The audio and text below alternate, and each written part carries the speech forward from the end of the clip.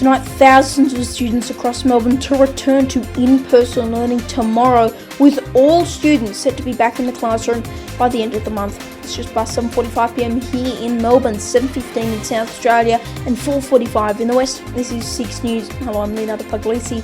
Also tonight, US President Donald Trump says it was a blessing from God that he tested positive for coronavirus as he continues to face scrutiny over how he's handled the pandemic in America. Shocking videos of animal cruelty posted online, but YouTube won't take them down. Our special investigation coming up shortly. And looking at a live shot of Sydney, where there's plenty of concern from health authorities about a COVID-19 cluster. Our chief reporter Jack Hahn will have the latest details in just a few minutes.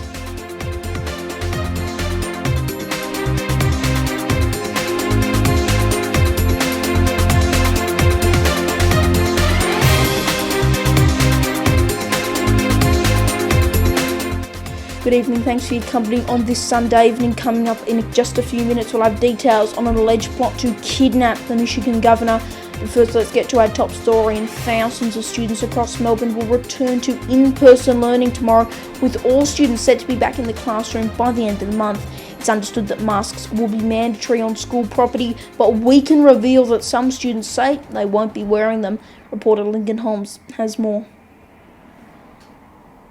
Remote learning has been a journey that all Victorian students are set to remember for years to come. This is the light at the end of the tunnel. This is certainty about getting back to face-to-face teaching. No one would have thought that they would have been doing remote learning in their entire schooling career, but due to the coronavirus, it has become a thing. To keep it until the end of October before years 8, 9 and 10 can get back inside a classroom is just too long. Remote learning kicked off at the start of the coronavirus pandemic. Then when Melbourne hit stage 4 lockdown, it came back in. These first few weeks and indeed the next couple of months, the well-being of our young people is the most crucial thing to focus on. But there has also been a difficult side to remote learning. Students have been falling further and further between the cracks. We also have obviously sanitiser all over the place. The canteen won't be able to be open fully. Schools are now even planning on catching students up on parts of online learning that they may have missed out. I want to thank parents, I want to thank students of course. This has been an academic year like no other. But as for remote learning, parents say they just can't wait for their students to get back to school with face-to-face learning. I get to see all the teachers, my friends, and be back in the school. Lincoln Holmes, 6 News. An outbreak at the Box Hill Hospital has left health officials worried about the planned easing of restrictions on October 19, when Melbourne will have to get their 14-day rolling average to under 5 cases. At least 2 staff and 1 patient have tested positive, which is believed to be contained to just 1 ward. Now, Premier Daniel Andrews says it is highly unlikely that nothing would change on October 19, but the exact nature of those changes are currently unclear. There's also been concern about the state's mystery case numbers, which have also been on the rise throughout the week. Health officials are worried about a coronavirus cluster in Sydney, with an alert sent out to commuters who have travelled on more than a dozen train lines, with close contacts urged to immediately self-isolate and get tested. Chief reporter Jack Hahn has the latest details from Wollongong. Leo, those worrying statistics last week as cases continue to climb in New South Wales, sending the Premier and people alike into a panic. We know that these last 10 days, prior to when these cases were announced, there was no community transmission whatsoever, and that really gave people a false sense of security. I can tell you anecdotally, around only 30% of people are probably wearing masks, those that are at high risk or essential workers such as healthcare workers, but the rest of people are being somewhat blasé about the coronavirus, and we have seen cases continue to climb. The Premier is really not happy about this level of complacency in regards to coronavirus, particularly at restaurants and venues. Some of these cases last week were diagnosed in restaurants which weren't following correct COVID-safe procedures in signing people in. So the Premier has promised that there will be consequences for venues that do not comply with COVID-safe practices. And we also know that there is a stampede of Southerners standing by to get into Queensland, and that is looking increasingly unlikely as community transmission once again takes off in New South Wales. Jack Hahn, 6 News. And that cluster has put doubt on the planned reopening of the New South Wales-Queensland border on November 1, which is set to be one of the key issues for the state's upcoming election. Reporter Connor Alfagay has the latest details from Brisbane. From fighting the pandemic to fighting for her job, Parliament dissolved in the middle of a pandemic as the Queensland Premier begins her 3-week election campaign. First stop, North Queensland, traditionally an LNP heartland. Both Premier Palaszczuk and Opposition Leader Deb Frecklington eyeing off seats in the state's north, particularly the key battleground of Townsville. In Queensland, there is a much larger population base outside the capital city of Brisbane. Coronavirus crime construction dominating the first week on the campaign trail. Anastasia Palaszczuk this week promising 2,000 extra police and pledging $1 billion to upgrade schools. While the Premier's tough border stance was widely criticised by New South Wales leaders on Thursday. I'm over it, and I've got to say I think Premier Palaszczuk is being political, she is being cruel. It's time that this pettiness was put aside and we move forward. It was lauded by locals who say it's allowed the economy to avoid long lockdowns. She kept the borders closed when everyone's up against her, and she wouldn't back down, and that's what I like about her. Her management of the health crisis, the centrepiece of the Labor campaign. Enter LNP leader and 49-year-old mum of 3, Deb Frecklington. This the first election in Queensland history where 2 women are vying to be Premier. She's promised to cut land tax, but also promises to lift Queensland out of a recession with the economic plan to get Queensland working again. Pledging big budget infrastructure projects, including widening the Bruce Highway and upgrading multiple roads around Queensland. And a $20 million plan to make Cairns the ship capital of North Queensland. Deb Frecklington has also promised to return a budget surplus by 2024. Billed as the most crucial election in Queensland history, deciding who will lead the state out of a COVID-induced recession. But what does this mean for the Queensland-New South Wales border? Premier Anastasia Palaszczuk remains resolute there must be 28 days of no community transmission in New South Wales. Opposition leader Deb Frecklington, however, has called for the border to reopen 63 times. The latest YouGov poll puts Labor ahead of the LNP with a 4% lead. The fate of an entire state riding on this election. Connor Alfagay, 6 News. Heading overseas now, and hospitalisations in France have risen from coronavirus, with the number of daily cases reaching a record high in the country. Hospitals in the Paris region have moved to emergency mode, cancelling staff holidays and postponing all non-essential operations, with coronavirus patients now making up to close of half of the patients in ICU. The country has extended its lockdown to more cities, with the French health minister saying that the health situation is continuing to worsen. Meanwhile, there have been more than 4,000 cases in Italy over a 24-hour period, the first time that's happened in the country since the early days of the coronavirus pandemic, when they were one of the worst affected countries in the world. US President Donald Trump says it was a, quote, blessing from God that he tested positive for coronavirus last week. It comes as there is more scrutiny over his handling of the pandemic, with more than 210,000 Americans so far dying from coronavirus. Earlier I spoke to former US Senator Donald Betts to get his thoughts.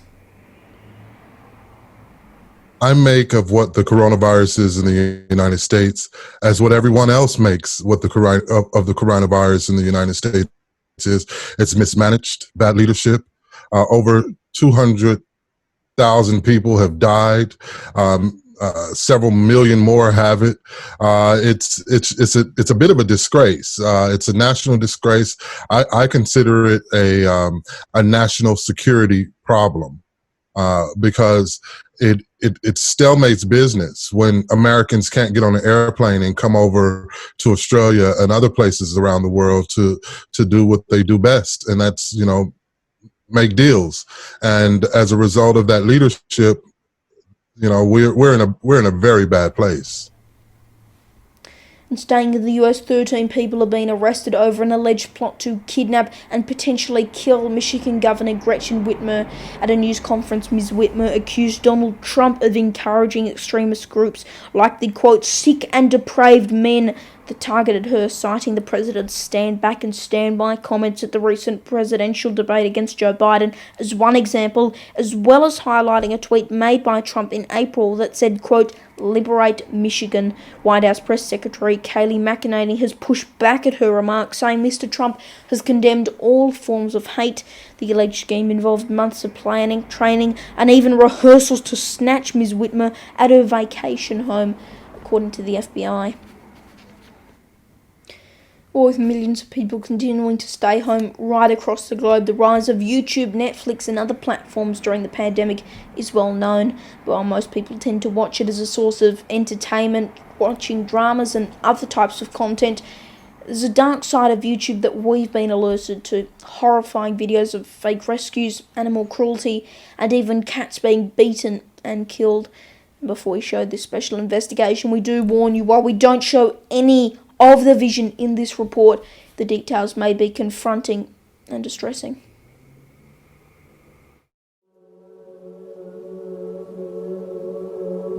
It's the most popular video sharing website in the globe, with more than 1.8 billion users active every month, meaning almost anyone can upload videos to the website.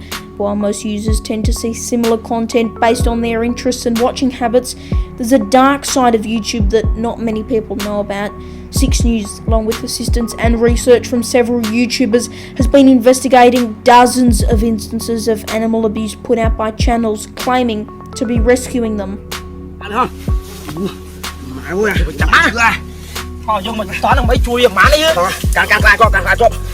These videos appear to have snakes attacking animals, including cats and dogs, before they are rescued, including by young children. But it's all a setup. According to sources with strong knowledge of this topic, the animals are actually placed into a situation where snakes are likely to attack and not put in there by themselves. We've been given many examples of this happening, the accounts calling themselves rescuers, with at least one channel having more than 1 million active subscribers. But we've been alerted to even more disturbing videos showing cats being killed. The first video was uploaded just over a month ago, with hundreds of comments on it labelling the user sick and insane. The second video, which has received more than 11,000 views, was actually uploaded 8 years ago, and despite being reported more than 100 times, it's still online, as is the other video. We did reach out to YouTube for comment, however, as of filming, they have not replied.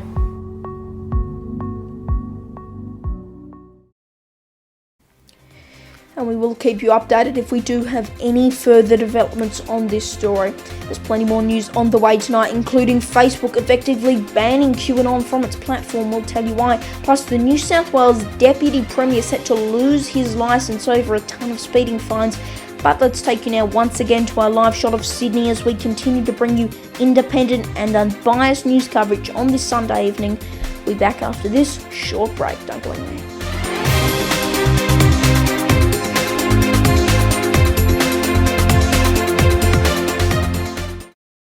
2020 has been one of the biggest years in our lifetime. Calls for police reform across the country, a global pandemic that has changed the way we live, and the upcoming election that will shape America. As the U.S. gets ready to decide who will lead the country for the next 4 years, we'll keep you informed with all the latest developments in the race for the presidency. Special coverage and expert analysis only on 6 News. That story went round on late Saturday afternoon. It was broken on that website 6 News. He's only 12 years old, but already Leonardo Puglisi fronts his own news channel. That is incredible. Absolutely inspiring. Leo's fantastic. He's doing an amazing job. He's everywhere. He's breaking stories. That's pretty impressive, Leo. Leave it there for now. We do. I might see him doing a bit more stuff on camera before too long. Very good at what you do, young man. What an amazing guy. This is your studio here. It's a pretty sweet setup you've got. We're following your story. We're rooting for you. He will be the next Karl Stefanovic. There's no doubt about that. Yeah, lovely to see you. And go hard.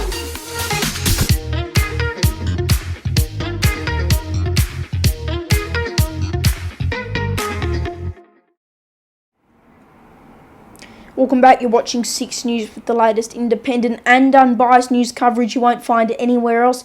Facebook says they will ban all QAnon pages, groups and Instagram accounts from its platform.